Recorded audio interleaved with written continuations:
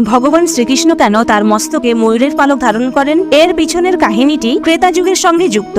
লোকমান্যতা অনুসারে একবার বনবাসে থাকাকালীন মা সীতার খুবই পিপাসা পায়। রামচন্দ্র দূর দূরান্ত পর্যন্ত খুঁজেও জলের সন্ধান করতে পারেননি। চারিদিকে শুধু জঙ্গলই জঙ্গল ছিল।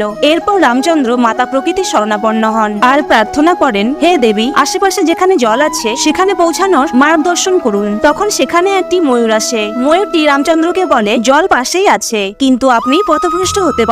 আপনি আমাকে লক্ষ্য করে আসুন। পথে আমি আমার একটি একটি করে পালক ফেলতে ফেলতে যাব। বলা হয় ময়ূরের পালক একটি বিশেষ ঋতুতেই পড়ে, কিন্তু যদি ময়ূর জবরদস্তি করে তার পালক অন্য ঋতুতে ঝরে ফেলে তবে তার মৃত্যু হয়ে যায়। রামচন্দ্রকে রাস্তা দেখানো ময়ূরটির পরিণতিও তাই হয়েছিল। জলাশয়ের কাছে পৌঁছতেই ময়ূরটির মৃত্যু হয়ে যায়। রামচন্দ্র ময়ূরটিকে কথা দিয়েছিলেন, তুমি আমার উপকার করতে যেভাবে নিজের প্রাণ ত্যাগ করলে, আমার পরবর্তী অবতারের মস্তকে সর্বদা তোমার এই পালক স্থান পাবে। ভিডিওটি ভালো লাগলে প্লিজ সাবস্ক্রাইব করে সাপোর্ট করুন। Thank you.